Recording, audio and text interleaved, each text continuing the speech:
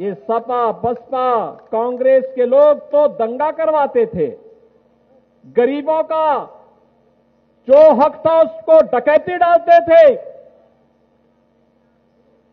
दंगाइयों को प्रश्रय देते थे, कर्फ्यू लगता था। हमने कहा कर्फ्यू नहीं, कावड़ यात्रा चलाएंगे, शानदार तरीके से चलाएंगे। लोग कहते हैं कैसे होगा, हम कहते हैं हम पश्चिम में जाते हैं, लोग अभिवादन में राम राम कहते हैं। राम राम हमारे जन्म से लेकर के मृत्यु पर्यंत तक का संबोधन है। तो मैंने कहा भाई राम राम का संबोधन तो है ही, प्रभु राम को साक्षात अयोध्या में पुनः विराजमान भी कर दिया है, और बेटी और व्यापारी की सुरक्षा में जो सेंध लगाता था उसका राम नाम सत्य है भी हो गया है। हो गया है ना, हो गया है ना। तो आप मुझे बताओ कर्फ्यू लगाने वाले चाहिए या कावड़ यात्रा चलाने वाले? जातिवाद वाले लोग चाहिए कि सबका साथ और सबके विकास वाली सरकार चाहिए? सुरक्षा में सेंध लगाने वाले लोग चाहिए या सुरक्षा देने वाले लोग चाहिए? आजादी के बाद पहली बार भारत के संविधान के शिल्पी बाबा साहब भीमराव अंबेडकर के पंच तीर्थों के विकास का कार्य भी तो मोदी जी के नेतृत्व में हुआ है।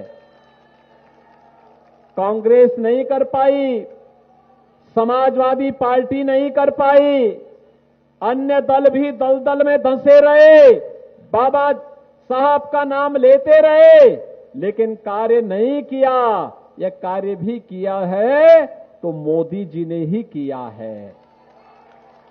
और बहनों भाइयों, आप जाइए सीर गोवर्धन संत शिरोमणि रविदास जी की पावन जन्मभूमि पर, उसको सुंदरीकरण का कार्य भी तो भारतीय जनता पार्टी की सरकार ने, पवित्र सीर गोवर्धन का भी सुंदरीकरण का कार्य काशी में मोदी जी के प्रधानमंत्री बनने के बाद भारतीय जनता पार्टी की डबल इंजन की सरकार ने ही किया है।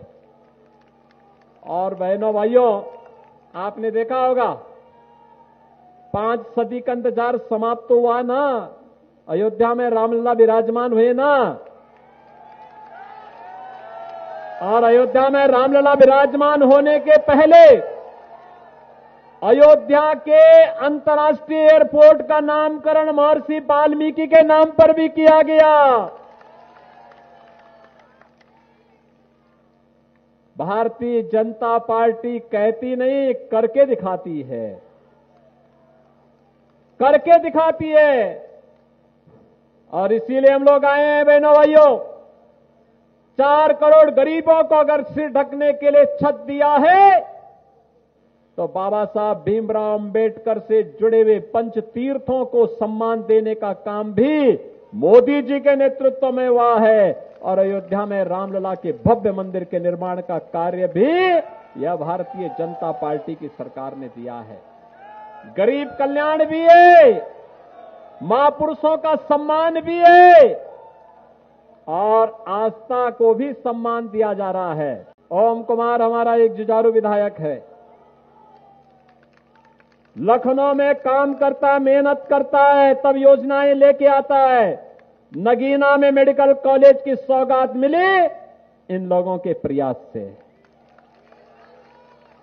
हमारा नगीना भी अब महात्मा विदुर के नाम पे भव्य मेडिकल कॉलेज का लाभ लेगा। नजीमाबाद में चीनी मिल का पुनरुद्धार हो गया, और मां गंगा के पुनरुद्धार का कार्य भी हो गया।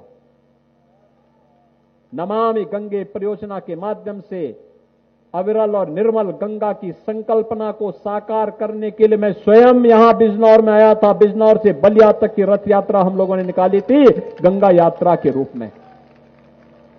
बहनों और भाइयों, मैं आप सबको इस बात के लिए आश्वस्त करने के लिए आया हूं, बिजनौर जनपद हमारा सीम पोटेंशियल का जनपद है, पौराणिक जनपद है। इतिहास छुपा हुआ इस जनपद में, हमारा इतिहास इस जनपद के साथ जुड़ा हुआ है। कौन इससे वंचित कर सकता है? लेकिन इतिहास के साथ साथ, विरासत के साथ साथ विकास आवश्यक है, और विकास के साथ साथ महत्वपूर्ण सुरक्षा आवश्यक है। यह केवल और केवल भाजपा आपको दे सकती है। हमने जातिवाद की बात नहीं की, हम संप्रदायवाद की बात नहीं करते, हम तुष्टीकरण की बात नहीं करते। हम लोग तो जनता को जनार्दन मानकर की उसकी असीम पूजा करते हैं, उसके कल्याण के लिए जो कुछ हो पड़ता है वो करते हैं। भ्रष्टाचारियों पर लगाम कसते हैं, गुंडागिर्दी करने वालों को कानून के शिकंजे में लाने का काम करते हैं। बेटी हो या व्यापारी, अन्नदाता किसान हो या हमारी बहन और माताएं, इन सबको सुरक्षा की गारंटी भारतीय जनता पार्टी देने के लिए आई है।